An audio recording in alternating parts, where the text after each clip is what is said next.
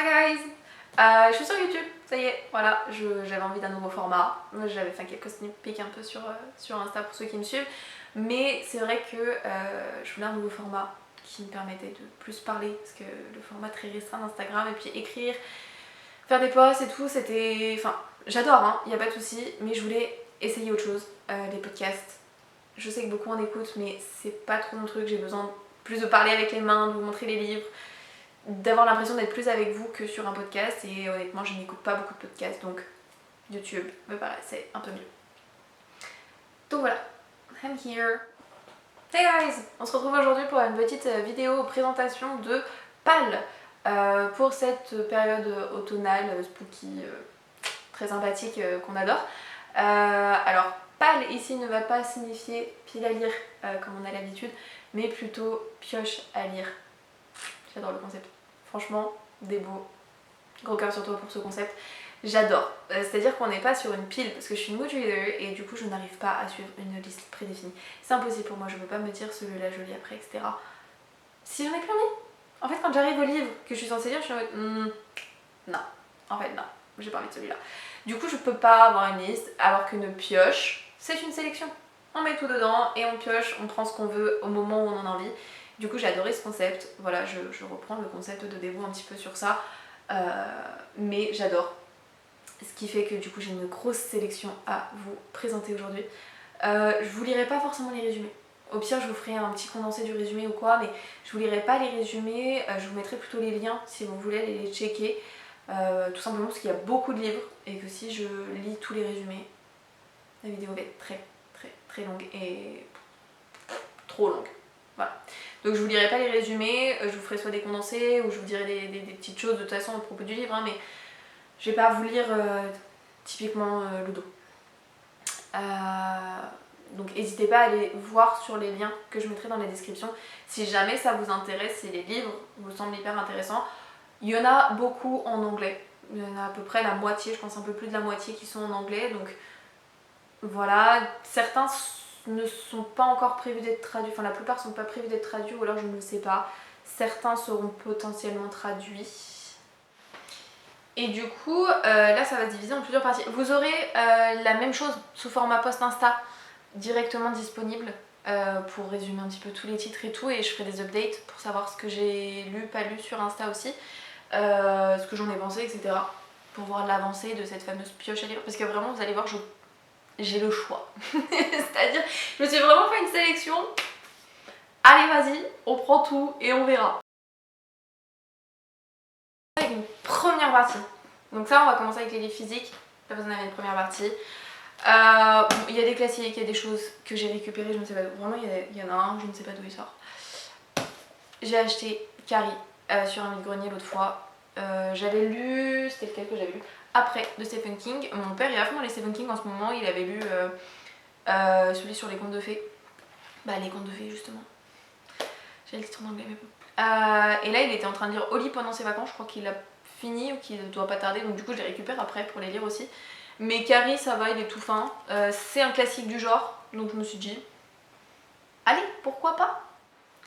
Ensuite on a Promenez-vous dans les bois pendant que vous êtes encore vivant. Pendant que vous êtes encore en vie. Je ne sais absolument pas d'où sort ce livre. Je l'ai dans ma palle depuis au moins 4 ans. Celui-là il me donne très envie, genre je vais vous lire le résumé pour vous donner un petit aperçu, mais vraiment il a l'air assez cool. Il était une fois une maison en verre perdue au fond des bois. 4 filles, un garçon et une future mariée, qui se mirent à jouer à action vérité. La vérité, un mensonge. L'action, un meurtre. L'invitation arrive un matin dans sa boîte aux mails. 10 ans que Nora ne l'a pas vue et pourtant, elle se rend à cet enterrement de vie de jeune fille, d'une ex-amie devenue une inconnue. Une seule certitude, la pire erreur de sa vie. Ça promet. Ça promet d'avoir des secrets qui vont être balancés. Déjà moi, quand on me dit la vérité, un mensonge, l'action, un meurtre, pourquoi pas. Pourquoi pas. Après, dans le genre classique aussi, j'ai pris Entretien avec un vampire. Ça, c'était dans la bibliothèque de ma mère. Du coup, on peut voir hein, clairement le livre. C'est pas une édition toute récente. Enfin, il y a le signé et tout. Voilà. On est vraiment sur une dust qui est dégommée et tout. On récupère. On récupère toujours, on s'ouvre les livres, on en récupère à droite et à gauche, on découvre des nouveaux trucs et c'est sympa. Mais bon, du coup, je n'ai pas vu le film. Je n'ai jamais vu le film, je n'ai jamais lu le livre, je n'ai jamais rien fait autour de cet ouvrage. Donc je me dis pourquoi pas. Bon après parce que c'est bien d'acheter des Dos Equus, mais à un moment donné il faut les lire, il suffit pas de les mettre sur l'étagère. J'ai la duologie entière de Belladonna que je n'ai absolument pas lue. Ouais. Je devais les lire l'année dernière, et en fait, non. Je suis passée à côté, j'ai fait autre chose, et voilà. Mais vu qu'il est là, il est beau, il est très très beau. J'en ai entendu énormément de bien, du coup, why not. Et pour terminer, le dernier livre de cette sélection physique, et cette première partie, hein, pas fini, cette première partie de palle physique, j'ai pris All of His Villains. Je l'avais dans ma palle depuis sa sortie. C'est vrai que j'avais hésité à prendre le 2 directement aussi quand il est sorti, mais j'avais vu des avis un petit peu mitigés sur celui-là, j'étais pas trop sûre. Bon, c'est vrai que le résumé me donnait hyper envie. Les thrillers et tout qu'on voyait, les trailers passés, j'étais en mode ouais, ça a l'air sympa. Quand on me met à la fin du résumé que Plus Cruel l'emporte, on sait que ça va me plaire, mais je sais pas. J'attends de le découvrir avant. C'est vrai que j'ai vu pas mal d'avis assez mitigés. Mais bon, c'est une compétition où il faut être le plus méchant. Je me dis pourquoi pas. Vraiment, ça peut être carrément ma came. Donc je sais pas, on verra. J'ai oublié dans les livres physiques, mais c'est parce que je l'ai pas là, il est encore chez mes parents, genre dans le dernier carton de livre qui me reste. J'ai Starling House aussi, de la Queen Alix Harrow. Genre ça va faire 1 an que je veux le lire parce que ça fait 1 an qu'il est sorti en VO et que je pouvais pas l'acheter en dehors que sur Amazon et... On n'achète pas sur Amazon ici. Enfin si, il y en a que j'ai acheté clairement, les Either Water par exemple, genre j'ai pas le choix. Il y a que là que j'arrive à les trouver donc... Je les achète sur Amazon, mais bon, je savais que Alix Harrow, j'allais potentiellement pouvoir le commander ensuite. Et au final, il sera traduit pour la fin d'année. Donc j'ai reçu le SP dans l'été. Et je l'ai gardé exprès pour la saison parce qu'il va être trop bien, manoir hanté et tout, magie du sang un peu. J'ai trop hâte. J'ai trop hâte. Et puis c'est Alix Harrow quoi.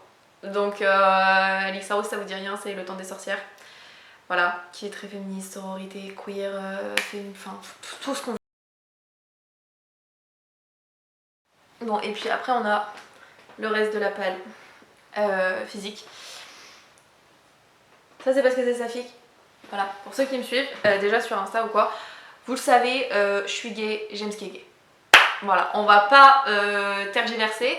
J'ai une bibliothèque entière ici qui est remplie que de lectures LGBT. Et encore, il y en a certaines qui sont pas rangées là, qui sont rangées ailleurs parce que c'était pas le sujet principal du livre. Donc, voilà, il faut obligatoirement des lectures gays. Et saphique, bah encore plus puisque on s'y reconnaît. Voilà, l'immersion est totale. Donc pour commencer, on a The Royal Coven. Et je l'ai acheté quand il était en pré-vente du coup au salon du livre à Paris. J'ai travaillé là cette année. Il est incroyablement beau, hein. En plus il est dédicacé et j'ai la petite bougie qui est par là. Là-bas, elle tient les grisha.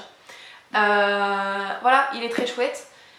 J'avais eu des retours assez mitigés au début. Après il y a du coup les lectures de Debo qui en a fait un très bon retour. Je me dis, c'est un coven, on a la vibe Charmed. Charmed, c'est ma vie. D'accord, très bien. Donc je me dis, ça peut parfaitement me plaire. Je ne sais pas. On va tester. On verra bien. En vrai, il m'intrigue quand même beaucoup, beaucoup, beaucoup. Ça a l'air d'être très chouette. Donc, on verra. Ensuite, on a Why the Girls. Voilà. Chez Collection R. C'est très chouette. Qui me tentait pas mal. Je l'ai, mais c'est pareil, ça fait des années qu'il est dans mes bibliothèques en fait. C'est une catastrophe. Il y a des livres ici, ils sont plus vieux que mon chat. Vraiment, mon chat a 4 ans. Voilà. C'est une catastrophe. C'est une catastrophe. J'ai des reliquats dans ma palle qui traînent. Ça va pas. Bref. What a Girl. Girls d'ailleurs.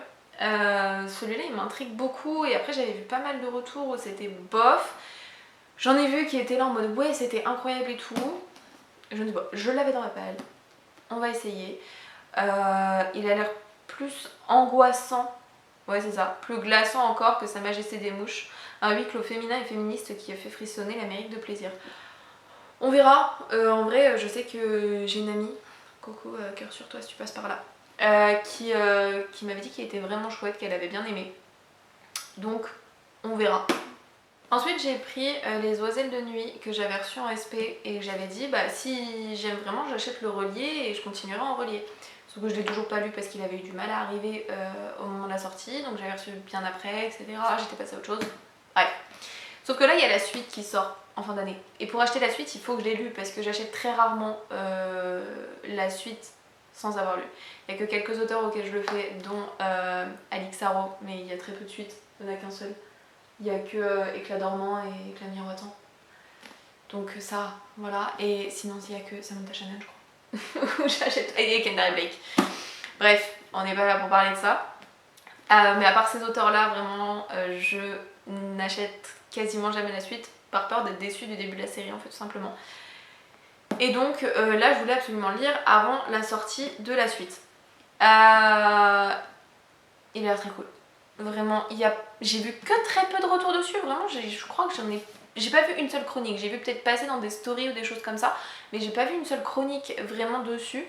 Donc je ne sais pas, est-ce qu'il est passé sous les radars ou quoi, je ne sais pas du tout. Par contre le système de magie, moi il m'intéresse.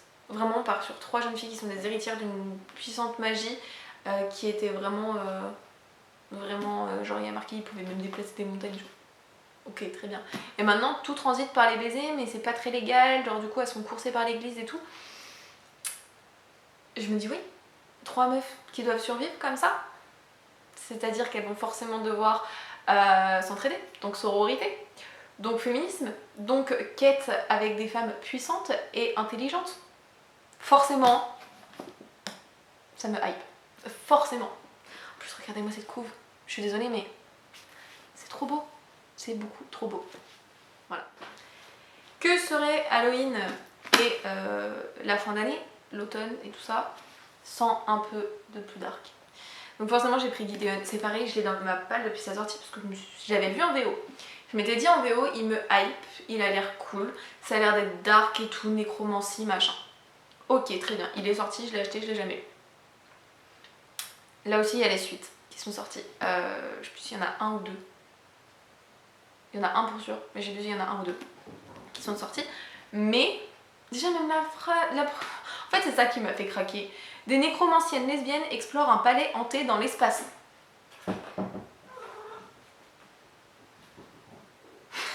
Très bien. Apparemment il y a un chat, ça l'intéresse pas des masses. Vu qu'elle est partie en courant. Mais moi ça m'intéresse, ok. Mais nécromancienne. Donc magie dark, magie vraiment sombre et dangereuse. Lesbienne. Guess what I'm here. Un palais hanté. Ok, donc ça forcément, ça fait rêver. Bon, dans l'espace, je suis pas sûre que je sois très branchée espace. Mais il peut y avoir des perspectives et des trucs hyper intéressants à développer. Donc voilà, vraiment ça m'intéresse de fou. Donc on est là. En plus je crois qu'il est pas hyper long. Oui, il fait 500 pages. Il fait ses petites 500 pages. Quand même. Voilà, donc celui-là, à voir. Pour finir avec le dernier livre en français de cette palle physique, j'ai pris Les Possédés au rayon de l'imaginaire chez Hachette. Déjà, la couve elle est trop belle. Ok, s'il vous plaît. J'avais vu quelques avis sur Babelio, je crois. Quand j'avais fait des recherches, puisque j'avais vu un rayon, je me suis dit putain, il a l'air pas mal. Il a l'air très sympa. Et en fait, il y en a qui disent que c'est saphique. Du coup, je me suis dit, bon, bah, why not. Après, ça a l'air un peu, hein, vu le résumé, ça a l'air un peu saphique et tout quand même. Et c'est surtout que ça parle de possession. J'avais lu déjà quand je l'ai acheté, ça remonte à il y a 4-5 mois déjà. J'ai lu le prologue. Et on parle vraiment de possession, de manipulation, d'un petit esprit, machin et tout. Ça a l'air hyper cool. Vraiment, j'ai adoré la plume. La mise en page, elle est très chouette. Enfin, pour ceux qui connaissent déjà le rayon de l'imaginaire, c'est très fluide. Ça se lit très vite, c'est très sympa. La mise en page est très cool à l'intérieur. Vraiment, il y a tout qui fait pour que ce soit une lecture hyper agréable, hyper rapide, hyper fluide. Donc on dit oui. Il y a celui-là, Sin and Vengeance. Vraiment la petite phrase qui m'a fait craquer, je pense, quand je l'ai vu, c'est The Dark Queer Academia novel fans of the genre have been waiting for. Je suis désolée, mais Dark Academia et queer on est parfait pour la saison. Là on est avec 2 jeunes filles qui arrivent dans une université qui est hantée. En fait il y avait 5 étudiants qui sont morts. Et du coup, soi-disant, c'était des sorcières, et donc du coup, elles hantent apparemment l'école. Il n'y a rien de trop de prouvé et tout, c'est plutôt un mythe. Sauf que là, on arrive avec 2 nouvelles qui sont dans l'école, et il y en a une qui est écrivaine, et donc veut écrire un roman à propos de ça. Donc elle demande à l'autre de trouver avec elle, de chercher machin et tout. Donc, on sait comment ça va se mêler, le petit truc qui va se mêler entre elles. Mais ça parle quand même de fantômes et tout, donc ça peut être hyper sympa. Ça va se lire super vite parce qu'à l'intérieur c'est écrit gros quoi. Donc voilà, mais celui-là il a l'air très cool. On est sur de la Dark Academia queer avec des fantômes, très chouette je pense. Et donc le petit dernier c'est Payback's a Witch. Celui-là j'avais essayé de le commencer l'année dernière. Je sais plus si c'est une duologie, une trilogie, j'ai que le 1 aussi pareil, mais je l'avais acheté sur Vinted. Mais ça, j'avais lu vraiment, voilà, bah, j'en étais là parce qu'il y a encore le marque-page, donc j'en étais au chapitre 6. C'est une jeune fille qui rentre chez elle dans un tout petit village, parce que elle était partie, parce que vraiment c'est genre le petit village, un peu comme on voit dans les séries où on va à l'université ici, enfin on va aller au lycée ici, machin et tout, et on quitte jamais vraiment ce petit patelin. Et elle avait dit, nique sa mère, je m'en vais. Donc elle avait été travailler dans une grande ville, je sais même plus où. Bon, je vous ai plus marqué. Bref, on s'en fout, elle était partie et là elle revient pour les fêtes de fin d'année et tout. Et du coup elle se retrouve à revoir des personnes avec qui elle était au lycée, dont le dernier mec avec qui elle est sortie, qui lui avait brisé le cœur. Et en fait elle s'aperçoit qu'il est sorti avec d'autres meufs aussi, etc. Et elles vont faire un petit peu un coven, où elles vont vouloir se venger. Parce que du coup il y a 4 familles fondatrices dans cette ville et chacune a un pouvoir particulier. Bon, il y a une famille qui se fait un peu bisu dans le truc parce que ils sont justes. On va mettre des gros guillemets parce que il y en a une qui le dit à un moment donné, ce n'est pas juste. Ça sert beaucoup. Ils sont là pour annoter. C'est-à-dire qu'ils ont le rôle de retranscrire tout ce qui se passe, tout ce qui s'est passé, les éléments importants pour la ville et pour les habitants. Donc du coup, ils sont vraiment alliés à cette tâche. Donc ils ont moins de pouvoir que les 3 autres, c'est vrai. Mais je pense que ça va avoir un gros rôle dans justement toute cette vengeance qu'il va y avoir auprès de ce gars. Donc est-ce qu'on est là pour avoir 3 meufs qui se vengent auprès d'un mec en utilisant des pouvoirs et un coven? Mais bien sûr. Mais bien sûr qu'on aime ça. C'est tout pour la partie physique. Bon, pour la partie numérique, sur laquelle... Bon, là c'est mon livre en cours, on fait pas gaffe. Ça n'a rien à voir avec Spooky, c'est vraiment le livre de Gillian Anderson pour ceux qui connaissent pas. Il sera traduit à la fin septembre. Donc techniquement il est déjà sorti. Mais c'est Gillian Anderson, c'est l'actrice qui joue la sexologue dans Sex Education. Voilà.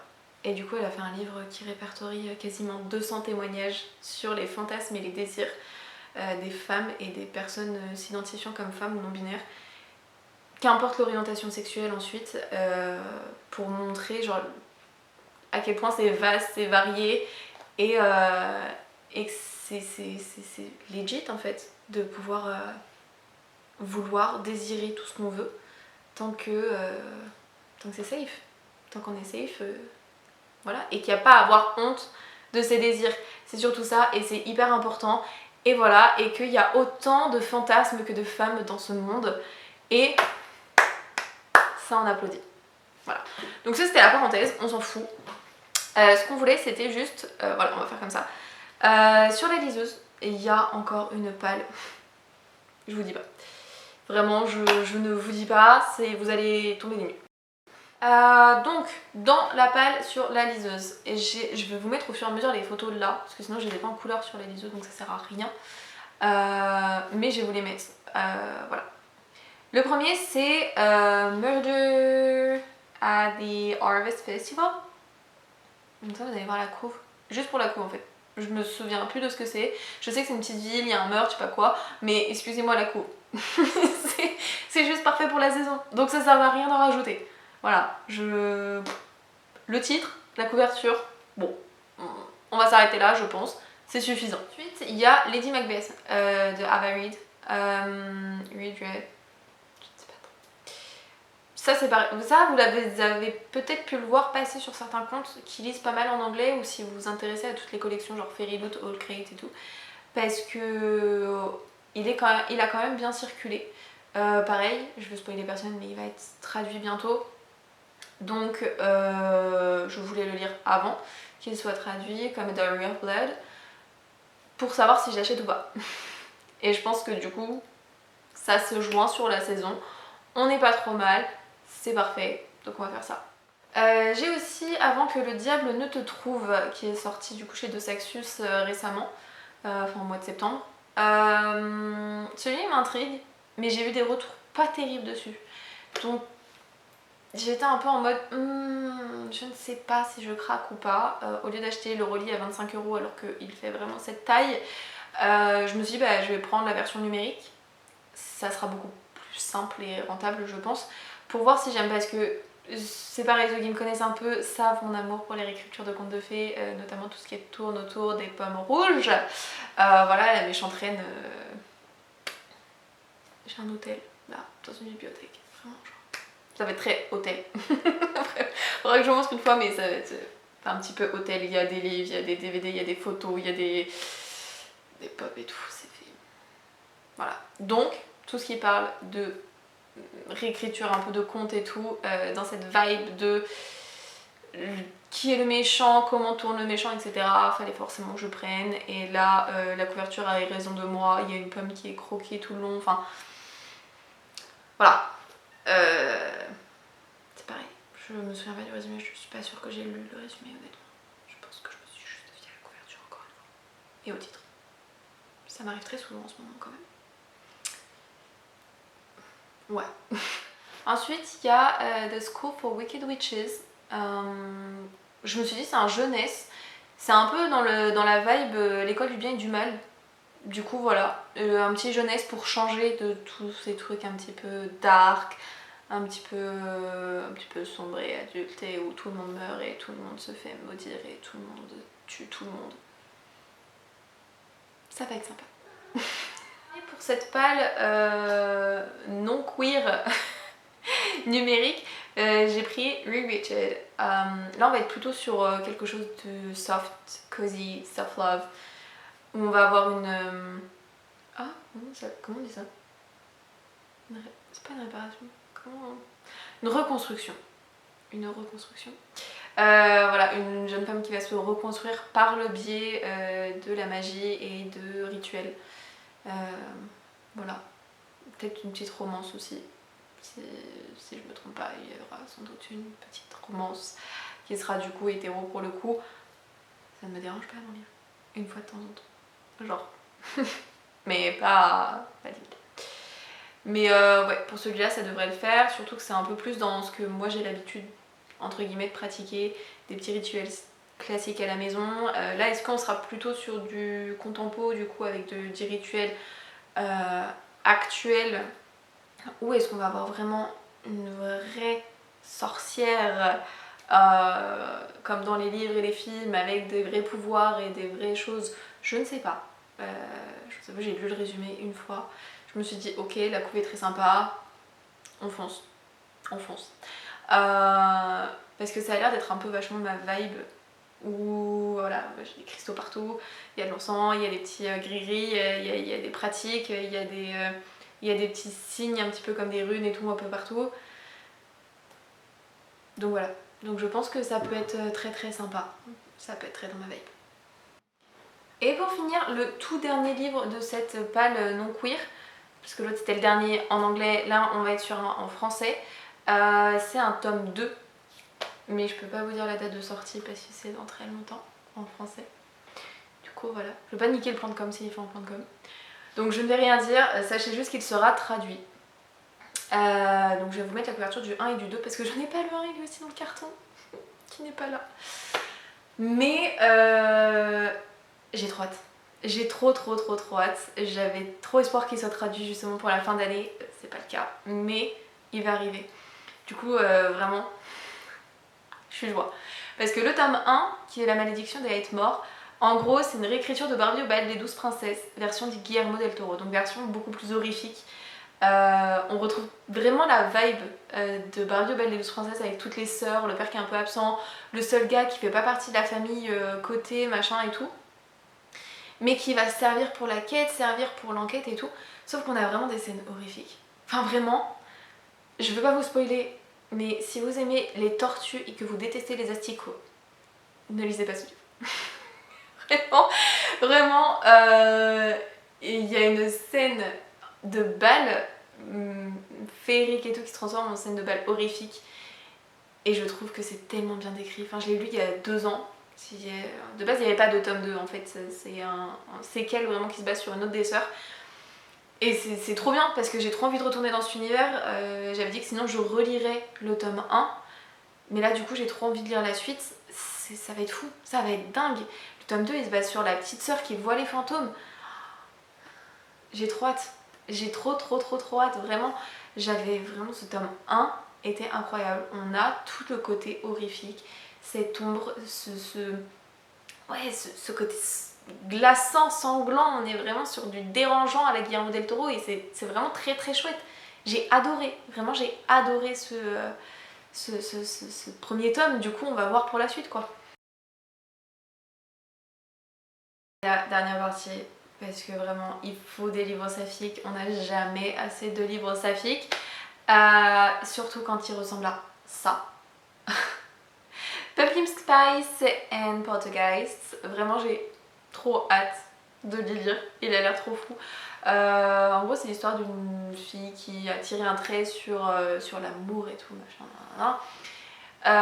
Sauf qu'il y a son ex-copine qui vient la hanter, littéralement. Puisque c'est vraiment un fantôme. Elle vient la hanter dans l'espoir qu'elle retrouve quelqu'un, qu'elle retrouve l'amour. Et voilà. Sauf que bien sûr, il y a une nouvelle arrivante en ville qui travaille dans le café de sa sœur. Enfin, elle arrive, la meuf arrive, arrive pour bosser dans le café de sa propre sœur. En étant là, c'est une petite ville, machin, nanana. Sauf qu'elle se rend compte qu'il y a vraiment de la vraie magie qui existe dans cette ville, dont des fantômes. Et que du coup, voilà.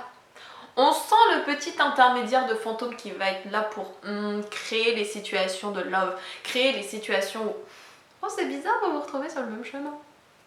On sent tout ça qui va arriver. Du coup, celui-là je pense qu'il va être hyper cosy, il risque d'être super drôle. Enfin c'est marqué dans les trucs, les commentaires et tout, les gens ils disent que c'est drôle. Donc ça va être drôle. Ça va être cosy, ça va être drôle, ça va être que du love. Avec un petit spice latte là. Vraiment on adore. Black Death qui est par l'autrice de Cinderella is Dead. Cendrillon est morte en français d'ailleurs, ils ont traduit le titre. Et donc l'autre fois c'était Cendrillon, Captain Obvious. Là on est plutôt sur Blanche-Neige. On est sur une réécriture de Blanche-Neige. Je l'ai mis dans Saphique mais je ne sais pas, dans le résumé on voit pas le côté vraiment saphique parce qu'on n'est pas sur de la romance. On est vraiment sur une fantasy young adulte, voire peut-être ado, je ne sais pas à quel niveau sera le choix. Mais je sais que Cendrillon est morte, était saphique et que généralement les Kaylin Byron qui a toujours une part de saphisme dedans, donc je préférais le mettre directement ici parce que bon c'est quasi sûr. Et là on va être sur une réécriture de Blanche-Neige. Donc si on revient à ce que j'ai dit tout à l'heure, la méchante reine, Blanche-Neige, saphique, I'm in. Vraiment il m'en faut peu pour me convaincre de lire un livre. Et vous allez voir il y en a un deuxième comme ça hein. Il y en a un deuxième comme ça dans la sélection où vraiment je n'ai pas cherché. J'ai dit l'autrice je la connais. Et elle a pris Blanche-Neige. Voilà. Enfin c'est même pas Blanche-Neige, elle a vraiment pris la méchante reine pour le coup. Là je ne sais pas. Là on est vraiment plus sur Blanche-Neige. Avec un sorcier qui va rendre la vie des gens impossible, etc. Donc elle qui va chercher à défendre son peuple. Je pense qu'on va avoir un côté Evil Isn't Born. Voilà, de création de méchants, genre en mode les méchants sont souvent les incompris. C'est un cliché, mais c'est un cliché qui marche parfaitement avec moi. Donc je pense qu'on va retrouver ça un petit peu dans ce livre. À voir. Pour le moment, je ne sais pas. En vrai, la plupart de ces livres-là, j'ai vu c'était saphique. J'ai fait ok, très bien, ça vient là, ça va sur la Kindle et on n'en parle plus. Donc je pense que je ferai beaucoup d'updates au fur et à mesure, surtout sur Insta. Je ferai moins d'updates ici, ça sera juste dans les bilans lecture toutes les 2 semaines. Mais sinon ça sera tout. Donc je ne sais pas. Voilà, j'ai pris. C'est tout. Du coup on va passer directement à la deuxième réécriture de Blanche-Neige et notamment de la Méchante Reine, qui est Crimson Crown. J'avais déjà lu la duologie de cette autrice de Heather Walter, qui était Malice et Misrule, plutôt basée sur Maléfique de La Belle au Bois dormant. C'était hyper sombre, c'était hyper complexe. Il y a même des fois où c'était peut-être un peu trop complexe et j'étais un peu perdue vu le niveau d'anglais, le niveau... Enfin, c'était une de mes premières high fantasy en anglais et du coup c'était un petit peu plus complexe. Là j'ai un niveau plus fluide et j'ai plus l'habitude de la plume puisque j'ai déjà lu la duologie complète. Je pense que celui-là il va me plaire encore plus. Malice Misrule, je sais que c'était hyper complexe. Le personnage de Alice. Non, Alice c'était... Attends. Hein, j'ai un doute. Alice c'était bien Alice, genre la... Mais comment elle s'appelle alors? Ah mais non, c'était bien Aurore. Aurore est bien la princesse et donc Alice est bien Maléfique en gros. Et je sais que la réflexion autour d'Alice et de comment elle était devenue méchante et que c'était dans son sang et tout ce retournement qu'il y avait eu sur le tome 2 était vraiment hyper intéressant et très dark et très inattendu. Donc du coup bah là je m'attends un peu à ce que ce soit aussi une surprise et que ce soit hyper bien rédigé, hyper complet, hyper complexe, que ça me demande du temps à lire parce que vraiment les autres j'avais mis du temps. J'espère que je vais retrouver tout ça parce que vraiment c'est un peu ce que je cherche avec les Heather Walter, que ce soit vraiment chouette et que je passe un très bon moment. Voilà, donc j'espère. Après on a the Z word. Z for zombie. Voilà, clairement c'est un livre qui parle de zombies. J'ai pas l'habitude de ça. J'ai lu juste Toi, moi et l'apocalypse qui parlait de zombies. Les zombies c'est pas trop ma came en temps normal, mais la couverture est tellement belle, genre elle est vraiment genre pop, que j'adore. Je voulais grave essayer, je me suis dit bah au pire si ça me plaît pas, ça me plaît pas, c'est pas grave, je vais pas en mourir. Mais il me tentait vraiment de fou sur la couverture. Je me suis dit voilà. Et des zombies ça peut changer, des sorcières et des réécritures de la Méchante Reine et tout ça. Bon, à voir. Ensuite on a Practical Rules for Cursed Witches. Là on a plutôt un côté malédiction. C'est-à-dire qu'on a une jeune femme qui est une sorcière et dans toute sa famille c'est des sorcières, mais le problème c'est que pour avoir un maximum de pouvoir, elles sont aussi maudites pour ne jamais trouver le véritable amour. Donc très bien, donc là notre jeune femme elle se dit très bien je vais aller compléter mon schéma, mon parcours initiatique pour devenir une vraie sorcière, quitte à renoncer à l'amour. C'est pas grave. Mais en même temps elle veut briser un petit peu ce cercle vicieux en disant bon, à un moment donné on aimerait bien être in love.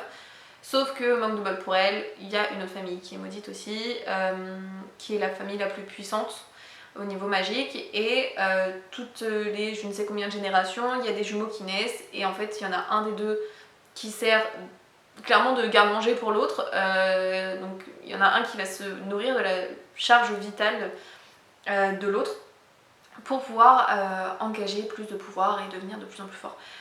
Là on a dans les jumeaux un jeune garçon et une jeune femme. Forcément elle va tomber in love de la jeune femme qui est celle qui se nourrit de la charge vitale de son frère. Donc il va falloir essayer de briser et sa malédiction à elle et leur malédiction à eux pour pouvoir être in love en fait, genre tranquillement. Et tout ça, ça va se faire bien sûr avec plein de complications puisque on ne brise pas des malédictions comme ça en claquant des doigts et tout est beau, il est rose, non. Donc voilà, mais ça peut être très sympa parce que là on a le côté jumeau en plus. Pourquoi pas? Est-ce qu'elle va se rendre compte qu'elle draine l'énergie vitale de son frère? Est-ce que notre jeune sorcière elle va pouvoir avoir tous ses pouvoirs ou quoi? Je ne sais pas. Mais why not? C'est sympa. Ah oui, Never Leave You, on est plutôt sur un thriller. On a deux jeunes femmes qui sont ensemble depuis 4 ans. Très bien, passent leur diplôme, machin, nanana. Sauf que là, il y en a une qui décide de rompre. Donc l'autre finit par mourir, elle est tuée, on a apparemment affaire à un meurtre, mais on sait pas trop. Parce que celle qui reste forcément va se faire hanter par cette super ex qui apparemment est toxique d'après le résumé, et qui va lui poser un ultimatum. C'est soit elle plonge pour son meurtre, soit elle l'aide à posséder une autre meuf. C'est sympa comme ultimatum.